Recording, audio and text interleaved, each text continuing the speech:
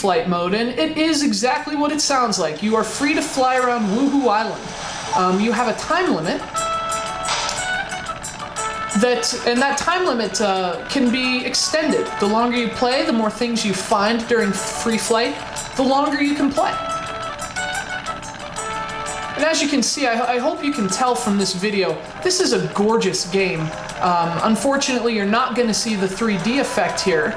We have it turned off for the purposes of capturing video, but PilotWings Resort is just very pretty.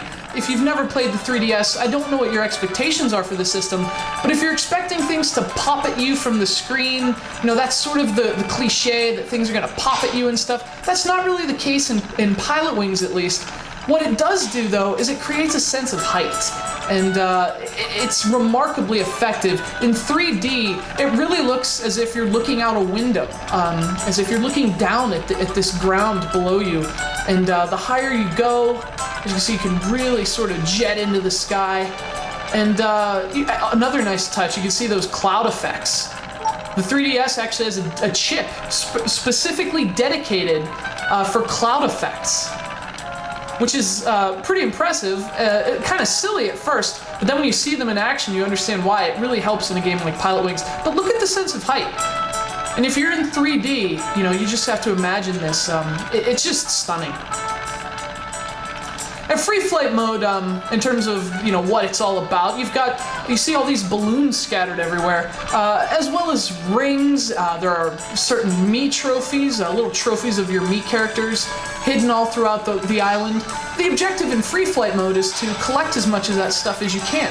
You can see these checkpoints that you can fly through. There are 75 locations scattered across the island. The more that you fly through, the more that you collect of those locations, and as well as the balloons, you're going to want to pop as many as you can.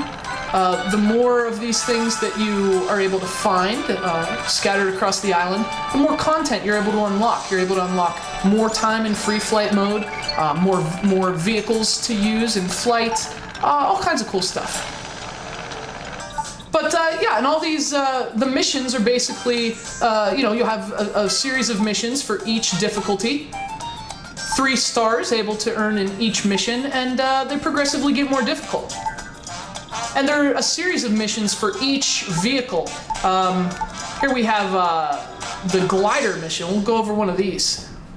And so missions in PilotWings have always been, you know, pretty simple. They're based on things like flying through rings, or, you know, popping balloons, or shooting at targets. PilotWings, if you've never played a PilotWings game, don't expect a whole lot of action. This is really about atmosphere. It's, you know, it's about recreating the thrill of flight, and you know, it's a relaxing game. It's a lot of fun. I know it doesn't sound like much fun, and I know from prior reviews I probably haven't gotten the impression that I like PilotWings, but I actually really do. And I'm glad that PilotWings Resort is much more playable in terms of difficulty and learning curve than past PilotWings games. It makes it more accessible for someone like me who was just dreadful at the prior ones. Look at that. Right on target. Great landing, Derek. Hey, what a devilishly handsome young man. Boy, the blood's really rushing to my head. This is crazy. The view's awesome, though, I gotta tell ya. And I promise not to kill anyone.